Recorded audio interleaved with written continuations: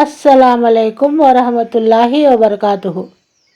बिस्मिल्लाहिर्रहमानिर्रहीम। अर्रहीक़ुल मख्तूम। మహాప్రవక్త సల్లల్లాహు అలైహి వసల్లం గారి జీవిత చరిత్ర. ఇస్లాంకు పూర్వం అరేబియా. అజ్ఞాన కాలం నాటి అరబ్బుల సామాజిక తీరుతెన్నులు. ఆనాటి అరేబియా ద్వీపం యొక్క రాజకీయ ధార్మిక పరిస్థితులను చర్చించుకున్న తరువాత ఇప్పుడు అక్కడి సామాజిక ఆర్థిక మరియు నైతిక పరిస్థితులు ఎలా ఉండేవో క్లుప్తంగా తెలుసుకుందాం. సామాజిక పరిస్థితి. అరేబియా జనసంఖ్య వివిధ వర్గాల కలగాపులగం. ప్రతి వర్గం పరిస్థితి ఇంకో వర్గం పరిస్థితి కంటే భిన్నంగా ఉండేది. ఉన్నత వర్గంలోని స్త్రీ పురుషుల నడుమ గల సంబంధ బాంధవ్యాలు చెప్పుకోదగినంత ఆధునికంగా ఉండేవి. స్త్రీకి ఆ సమాజంలో చాలా మటుకు స్వాతంత్ర్యం ఉండేది. ఆమె సలహాను పాటించడం జరిగేది. ఒక్కోసారి ఆమె సంరక్షణ గౌరవం విషయంలో యుద్ధాలు కూడా జరిగేవి. అరబ్బులకు తమ శౌర్య ప్రతాపాలను చాటుకోవడం అంటే మహా ఇష్టం. దీనికోసం ఓ అరబ్బు వ్యక్తి తన కీర్తిని చాటుతూ స్త్రీనే సంబోధించేవాడు. అప్పుడప్పుడు స్త్రీ అనుకుంటే తెగలనన్నింటినీ సంధి కోసం ఏకత్రం చేయగలిగేది. కావాలంటే తన ఒక్క సైగపై యుద్ధ జ్వాలలు రగిల్చి రక్తపాతం జరిగేటట్లు కూడా ప్రవర్తించేది. ఏది ఏమైనప్పటికీ పురుషుడే ఆ కుటుంబానికి పెద్దగా తలచబడేవాడు. అతని మాటే తీర్పు. ఈ వర్గంలో స్త్రీ పురుషుల సంబంధం నికాహ్ ద్వారా ఏర్పడేది. ఈ నికాహ్ను స్త్రీ సంరక్షకులు తమ చేతుల మీదనే జరిపేవారు. సంరక్షకుడు లేకుండా ఏ స్త్రీ అయినా తాను సొంతంగా నికా చేసుకోవడానికి వీల్లేదు. ఓవైపు ఉన్నత తరగతి పరిస్థితి ఇలా ఉంటే, మరోవైపు ఇతర తరగతుల్లో స్త్రీ పురుషుల విచ్చలవిడి కలయికకు సంబంధించి అనేక పద్ధతులు కూడా ఉండేవి. ఈ కలివిడితనానికి అశ్లీలం, వ్యభిచారం తప్ప మరో పేరు పెట్టడానికి వీల్లేదు.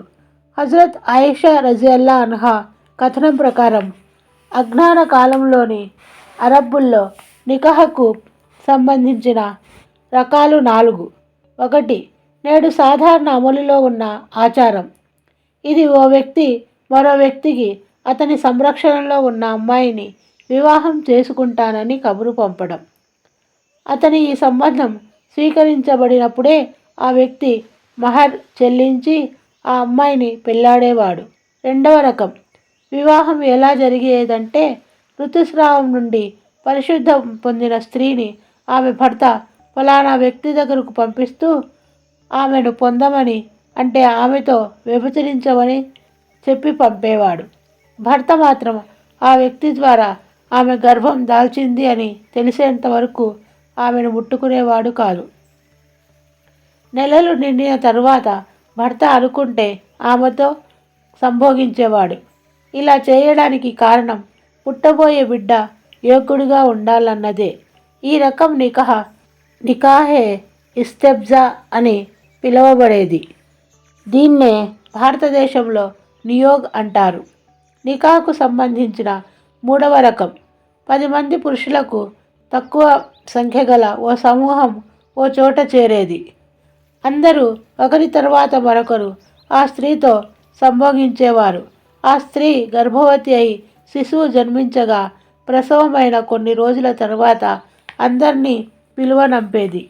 అందరూ తప్పనిసరిగా అక్కడకు చేరాలన్న నిబంధన ఉన్నందున వారంతా ఆమె దగ్గర చెప్పిన సమయానికి వచ్చి చేరేవారు. ఆ తరువాత ఆమె వారితో, జరిగిన విషయం మీకందరికీ తెలిసినదే. నా గర్భము నుండి జన్మించిన ఈ బిడ్డ మీలోని ఓ ఫలానా వ్యక్తి బిడ్డ అని వారిలోని ఓ వ్యక్తి పేరు చెప్పేది.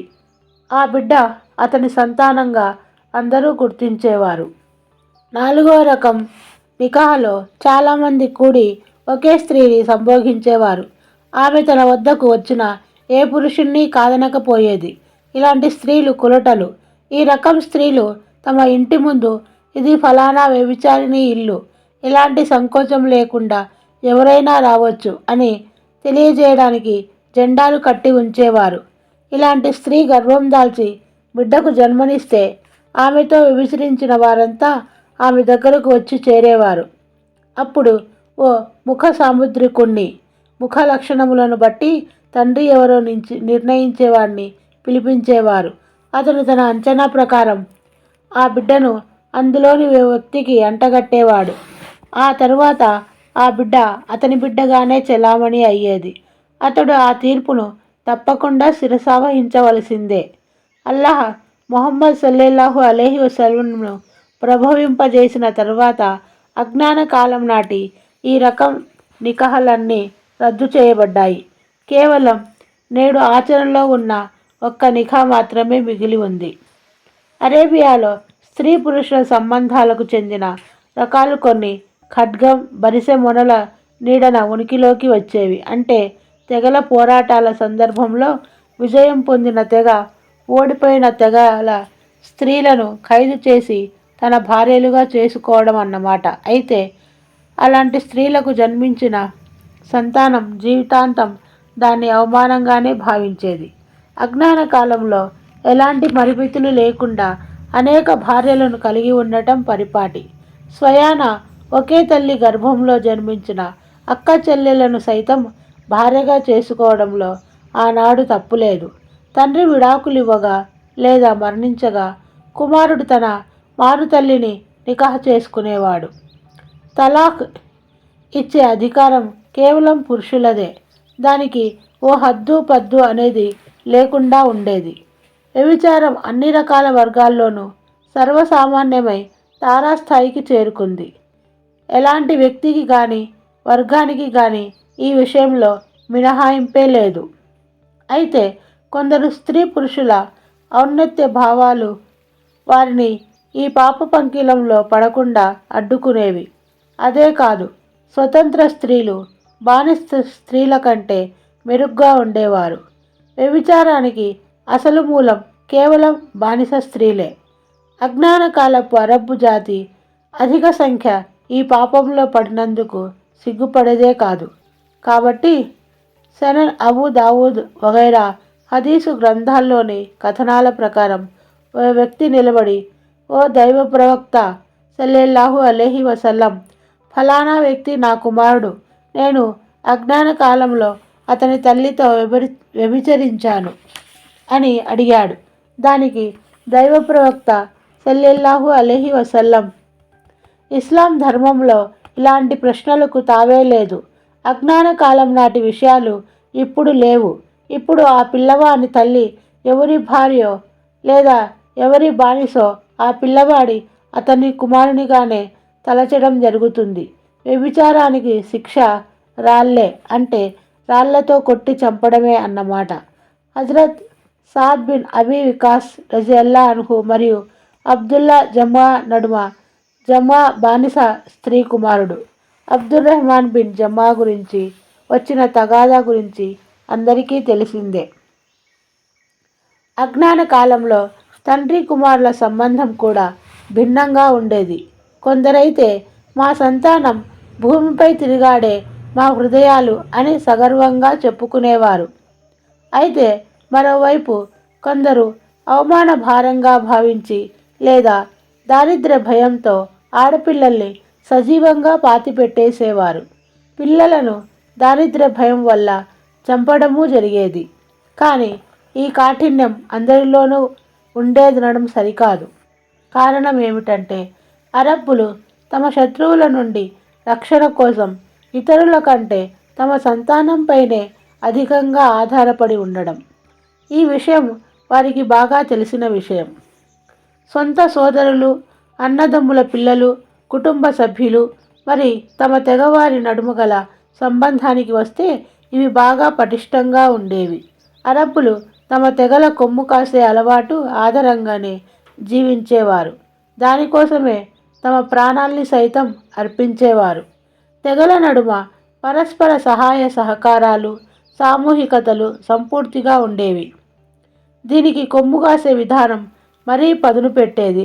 నిజం చెప్పాలంటే ఈ వెనుకేసుకు వచ్చే విధానం, సంబంధ బాంధవ్యాలే వారి సామాజిక జీవితానికి ఆటపట్టుగా ఉండేదనడంలో సందేహం లేదు. మీ సోదరుని ఆదుకోండి, అతడు దౌర్జన్యపరుడైన, దౌర్జన్యానికి గురి అయిన అనే అర్థం వచ్చే సామెతను అనుసరించేవారు. ఇస్లాం ఆవిర్భావం తర్వాత ఇలాంటి సామెత అర్థాన్ని పూర్తిగా సంస్కరించడం జరిగింది. ఇస్లాం ధర్మం చేసిన సంస్కరణల్లో దౌర్జన్యపరునికి సహాయపడడం అంటే అతన్ని దౌర్జన్యం చేయకుండా అడ్డుకోవడం అన్నమాట. గౌరవం, నాయకత్వంలో ఒకరికంటే మరొకరు మించిపోయే ఆలోచన అనేక మార్లు ఒకే వ్యక్తి ద్వారా ఉనికిలోనికి వచ్చిన తెగల నడుమ యుద్ధానికి కారణభూతం అయ్యేది. దానికి ఉదాహరణ ఔస్ మరియు ఖజ్రజ్, అబస్ మరియు జుమయాన్, ఇంకా బక్ర్ మరియు తగ్లబ్ వగైరా తెగల నడుమ సంభవించిన సంఘటనల్లో మనం చూడవచ్చు. వివిధ తెగల నడుమ గల సంబంధ బాంధవ్యాలు వ్యవహారానికొస్తే ఇవి పూర్తిగా ముక్కచెక్కలై వాటి శక్తినంతా మరో తెగతో పోరాడటంలోనే ఖర్చయిపోయేది. అయితే ధర్మం, మతం మరియు తాము స్వతంత్రంగా ఏర్పరచుకున్న ఆచార సంప్రదాయాల సంగమం వల్ల ఏర్పడిన నమ్మకాల కారణంగా అప్పుడప్పుడు యుద్ధ జ్వాలల్లోని తీవ్రత కొంత తగ్గుముఖం కూడా పట్టేది. కొన్ని సమయాల్లోనైతే పరస్పర స్నేహం, ప్రమాణ స్వీకారం, విధేయత సూత్రాలపై తెగలన్నీ ఓ త్రాటిపై నడవడం కూడా కద్దు. అదే కాకుండా నిషిద్ధ మాసాలు వారి జీవనోపాధికి గొప్ప వరంగా పరిణమించేవి. చెప్పొచ్చేదేమిటంటే వారి సామాజిక పరిస్థితి మరీ అధ్వాన్నంగా ఉండి అజ్ఞానం ఎల్లెడలా రాజ్యం చేస్తుండేది. తాము ఏర్పరచుకున్న ఆచారాల్లో నిండా మునిగి పశువుల్లా జీవనం గడిపేవారు. స్త్రీ ఓ వ్యాపార వస్తువు. కొన్ని సమయాల్లో స్త్రీల ఎడల మట్టి రాళ్ల కంటే నీచంగా ప్రవర్తించడం జరిగేది. జాతుల పరస్పర సంబంధాలు బలహీనమై ఉండటమే కాదు, విచ్ఛిన్నమైపోయి ఉండేవి కూడా. పాలకుల ఆశయం కేవలం ప్రజలను పీడించి వసూలు చేసిన ధనార్జనతో తమ బొక్కసాలు నింపడం, శత్రువులతో యుద్ధానికి ప్రజలను యుద్ధరంగాల్లోకి పంపించడం మటుకే పరిమితమై ఉండేది. అస్సలాము అలైకుం వరహమతుల్లాహి వబర్కాతుహు.